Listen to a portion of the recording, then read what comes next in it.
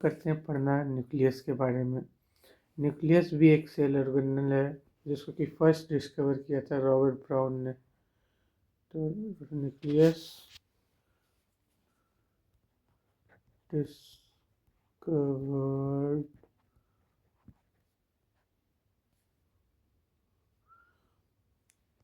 Nucleus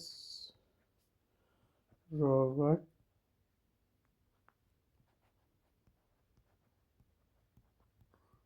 brown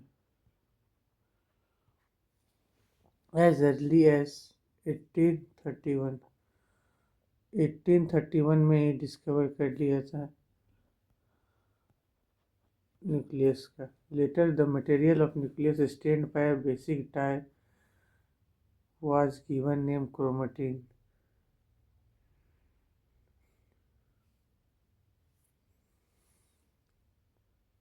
जो material stained किया था बेसिक डाई से, बेसिक डाई लगा था मतलब nucleus, basic dye was given name chromatin.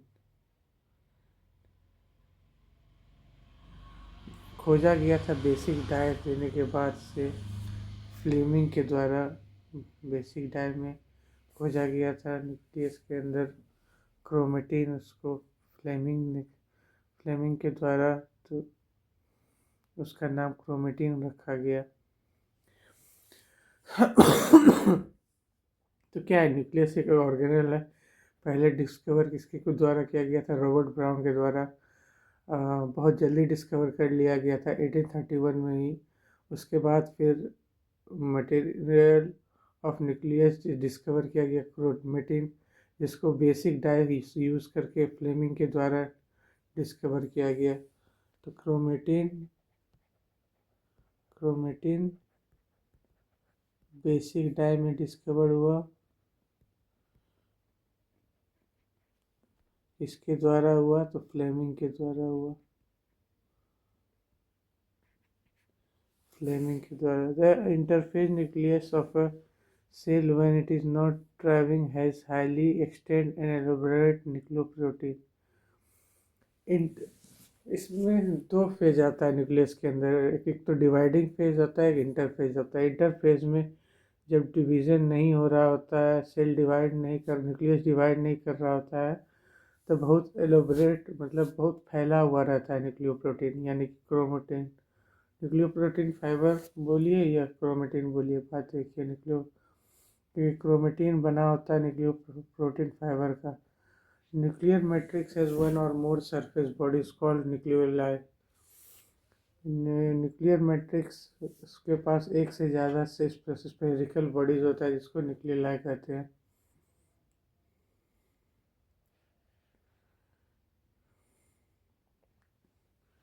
Nuclear matrix में एक से ज़्यादा स्फेरिकल बॉडी होता है जिसको न्यूक्लियोलाई कहते हैं। Electron microscope has revealed that the nuclear envelope which consists of two parallel membrane with a space between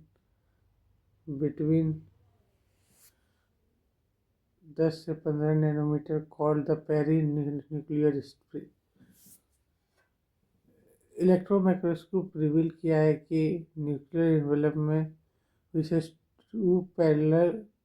which consists of two parallel membrane with a space between called perinuclear space।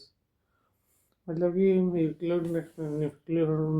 Electron microscope ने ये reveal किया है कि nuclear envelope consist करता है दो parallel membrane का, और उनके बीच में स्पेस होता है कितना, 10 to 15 नैनोमीटर स्पेस का। तो पेरीन्यूक्लियर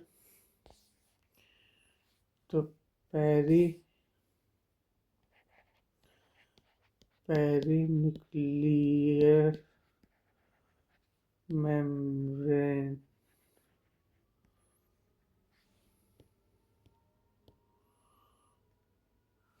पेरीन्यूक्लियर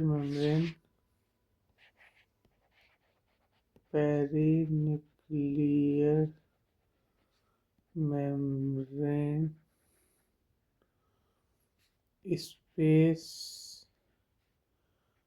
स्पेस कितना है, 10 to 50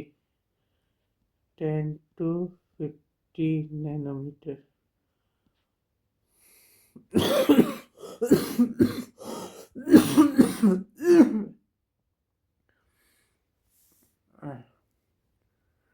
From a barrier between the sorry दोस्तों, खांसी के लिए खांसी हुई, सर्दी की मौसम है तो from a barrier present between the, और सुबह के बजे हैं 5, from a barrier between the, sorry 6 बजे,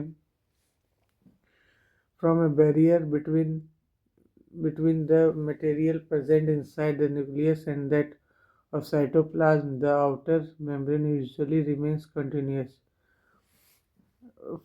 Forms a barrier between the material present inside the nucleus and that of cytoplasm. क्या करता है? एक बैरियर बनाता है between the material present inside the nucleus, एक बैरियर बनाता है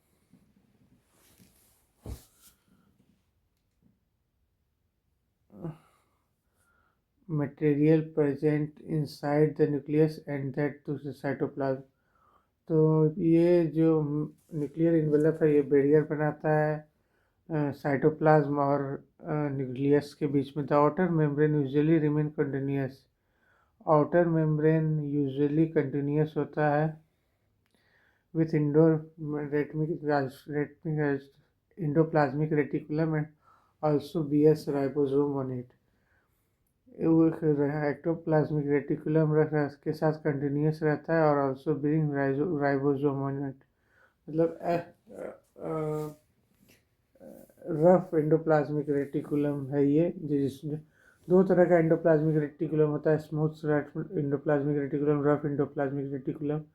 रफ एंडोप्लाज्मिक रेटिकुलम में राइबोसोम होता है और वो न्यूक्लियर मेम्ब्रेन से कनेक्ट होके बाहर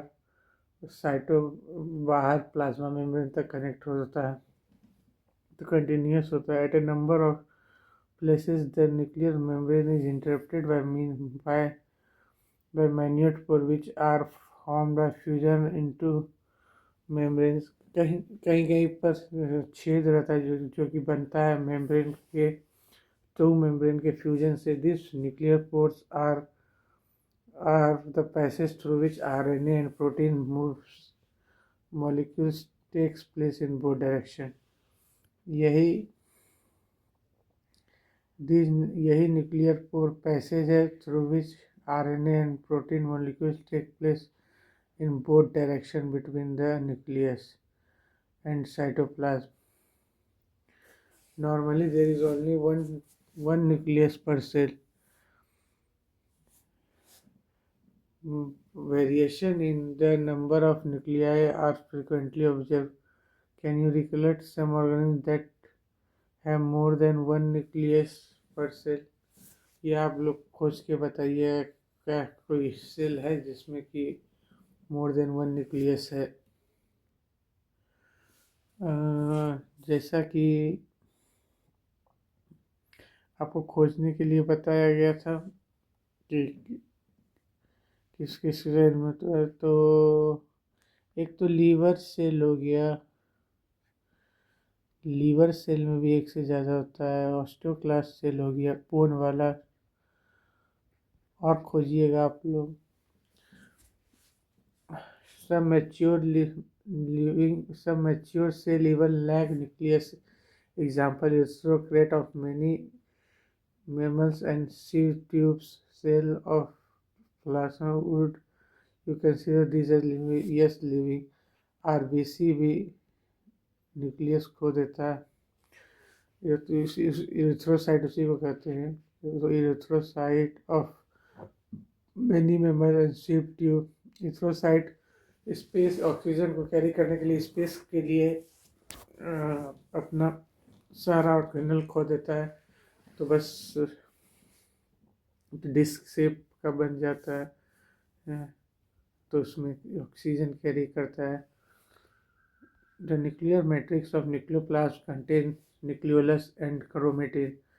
न्यूक्लियर मैट्रिक्स न्यूक्लियोप्लाज्म का कंटेन करता है nucleolus and chromatin. Nuclear matrix nucleoplasm contain करता है nucleolus and chromatin. The nucleoli are spherical. The nuclear matrix of nucleoplasm contain nucleolus and chromatin.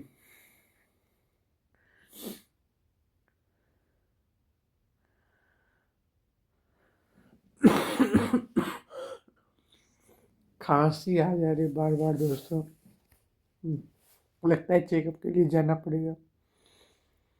The nuclear matrix of the nucleoplasm contain nucleolus and chromatin. The nuclear matrix of the nucleoplasm contain nucleolus and chromatin. Nuclear matrix में क्या क्या होता है? तो nuclear matrix या nucleoplasm में क्या क्या होता है? न्यूक्लियोलस होता है और क्रोमेटिन होता है। न्यूक्लियोलस एक से ज़्यादा होता है। The nucleoli are spherical structure present in the nucleoplasm. The content of nucleolus is continuous with the rest of the nucleoplasm and is not a membrane-bound structure. Nucleolus एक कंटिन्यूस स्ट्रक्चर है with rest of the nucleoplasm, मतलब कि पूरा nucleoplasm में फैला हुआ है और उसका और ये कोई मेम्ब्रेन बाउंड स्ट्रक्चर नहीं है। It is a site for active ribosomal synthesis. ये साइट है एक्टिव राइबोसोमल सिंथेसिस के लिए। तो न्यूक्लियोलाई में तो न्यूक्लियस के न्यूक्लियोलाई में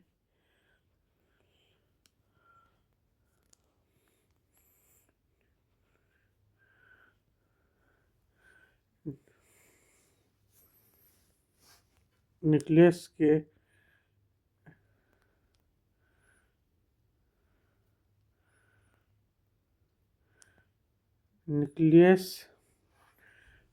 न्यूक्लियोलस में क्या है? Site for active ribosomal RNA synthesis.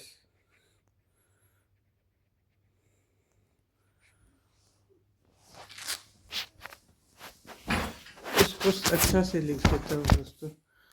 क्या है? न्यूक्लियस के न्यूक्लियोलस में active site for protein synthesis है।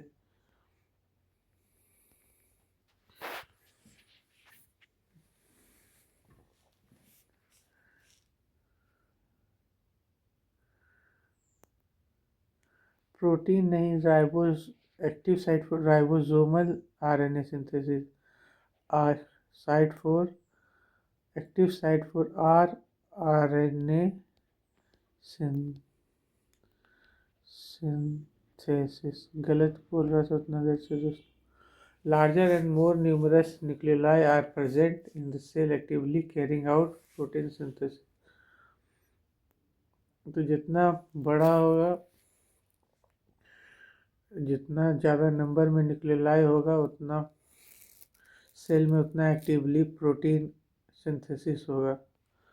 You may recall that interphase nucleus has a loose and inside network of nucleoprotein fiber called chromatin.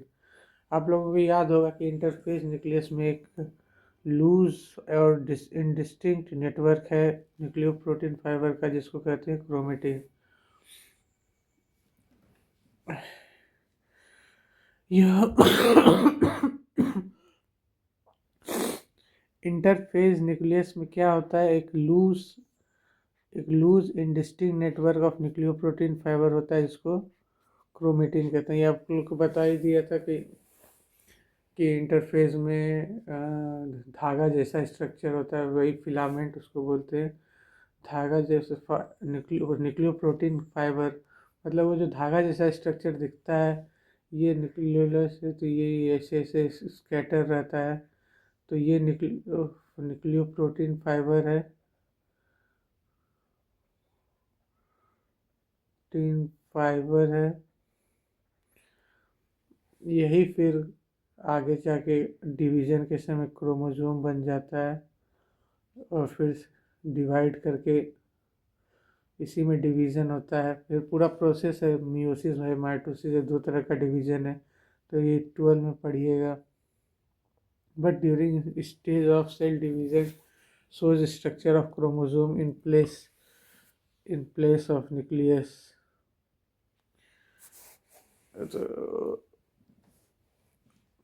तो cell division के दौरान chromosome दिखता है। Chromatin contain DNA and some basic protein called histone. Chromatin chromatin chromatin के अंदर DNA होता है और कुछ बेसिक प्रोटीन होता है called histone. Chromatin contain DNA and some basic protein called histone. Some non-histone protein are also RNA.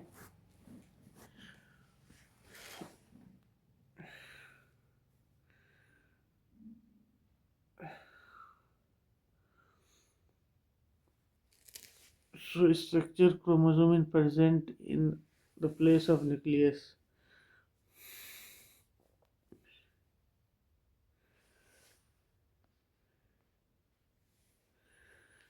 So structured chromosome present in, तो यही इस स्ट्रक्चर दिखाया गया क्रोमोसोम का न्यूक्लियस में प्रेजेंट है।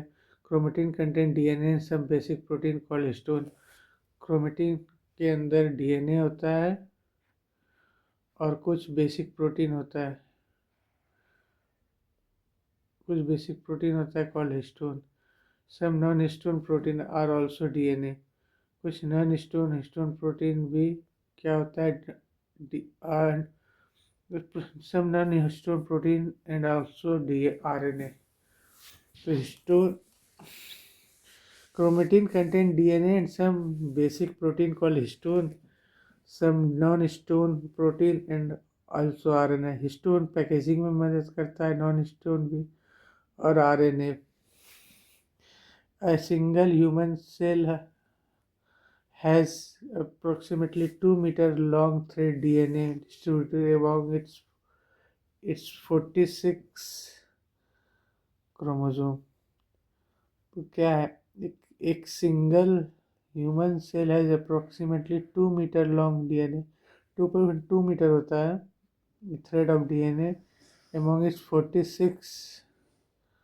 23 पेयर्स क्रोमोसोम। तो क्या है कि कितना है, तो 2 metre long thread DNA distributed among its 23 pair chromosome. You will study detail of DNA packaging in the form of chromosome in class 12. आप लोग पढ़ेंगे detail of DNA packaging in form of chromosome in class 12।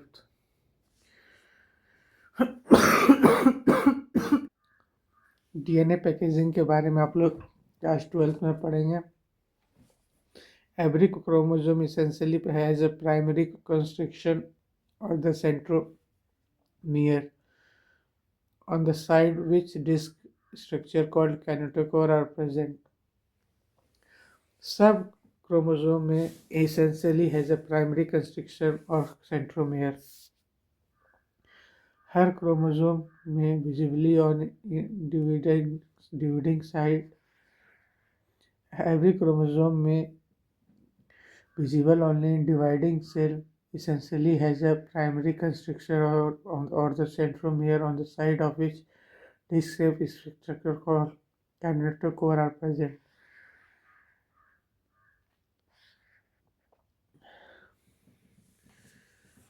क्या है कि every chromosome visible only in dividing cell, Every chromosome visible only in dividing cell essentially has a primary constriction. Kinetochore में क्या है? Primary constriction.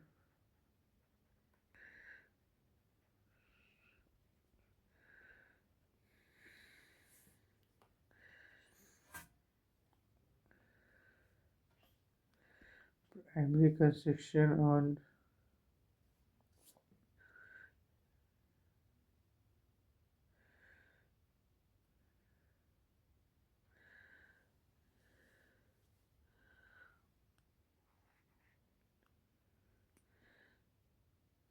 ये centromere है.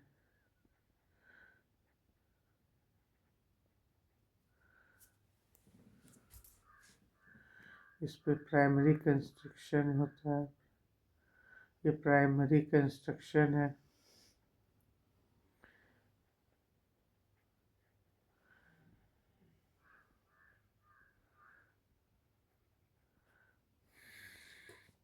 इसके ऊपर सेंट्रोमियर के ऊपर काइनेटोकोर प्रेजेंट है.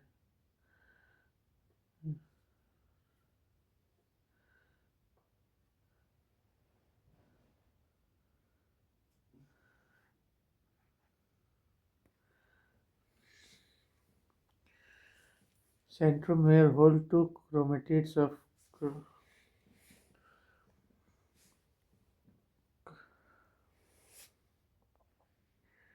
ये देखो, ये दिखाया गया. ये सेंट्रोमेयर है. ये सेंट्रोमेयर है. उसमें कंस्ट्रिक्शन था तो वो बीच में उसमें दिखाया था. ये यहाँ दिखाया है. ये सेंट्रोमेयर है. और इसके यहाँ पे दो काइनेटोकोर होगा और इसी से आके स्पिंडल फाइबर जुड़ेगा और उसको सेपरेट करेगा.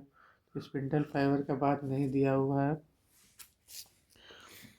तो centromere holds to kinetochore of chromosome. Centromere दो क्रोमेटिड ऑफ क्रोमोसोम को पकड़ के रखता है.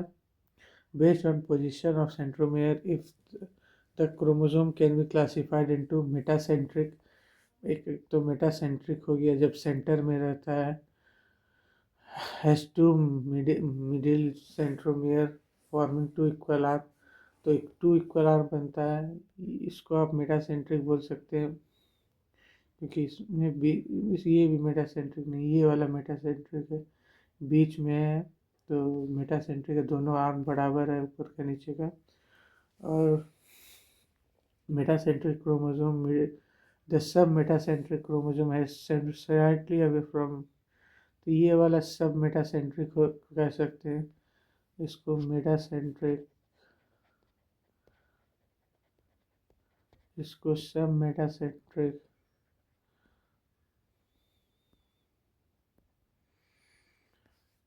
और slightly away from the middle chromosome, resulting into one shorter and one longer. In case of acrocentric chromosome, the chromosome is close to head.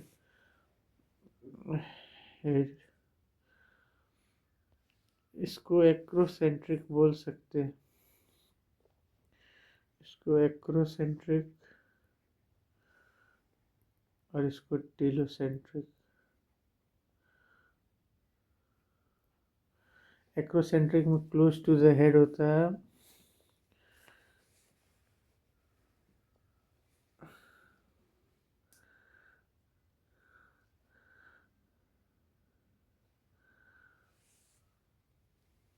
इसको almost telocentric क्यों बोल सकते हैं क्योंकि टीलोसेंट्रिक में एकदम लास्ट में होता है हेड. इसको भी एक्रोसेंट्रिक और टीलोसेंट्रिक के बीच में बोल सकते हैं. तो यही है आपका chromosome based on position of centromere. तो ये टीलोसेंट्रिक हो गया, ये आपका एक्रोसेंट्रिक हो गया, ये आपका सब मेटासेंट्रिक हो गया, ये मेटासेंट्रिक हो गया.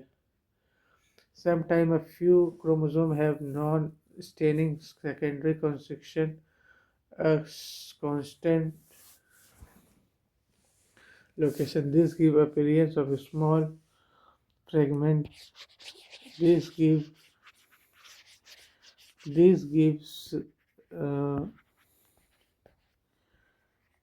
These gives appearance of a small fragment called satellite. तो ये क्या है, कुछ समय में few chromosome have non-staining secondary construction at constant location.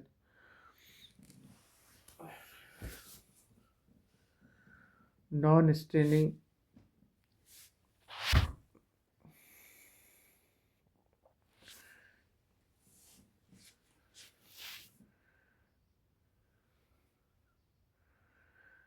मतलब इसको माइक्रोस्कोप के अंदर नहीं देखा जा सकता, स्टेन करने के बाद विजिबल नहीं है, तो उसको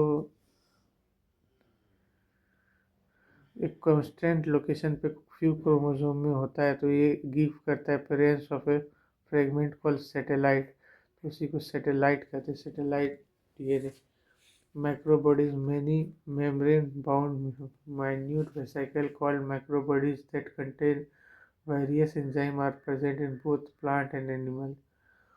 बहुत सारा membrane-bound minute vesicle called microbodies that contains various enzymes are present in both plant and microbodies में क्या होता है, minute vesicle होता है called minute vesicle microbodies जो कंटेन करता है various enzymes present both plant and animal cell में। तो ये चैप्टर हो गया ख़त्म। एक बार रिकैप दे दूंगा, फुल रिकैप के 1 को में। तो ये हो गया आपका चैप्टर ख़त्म। थैंक यू दोस्तों।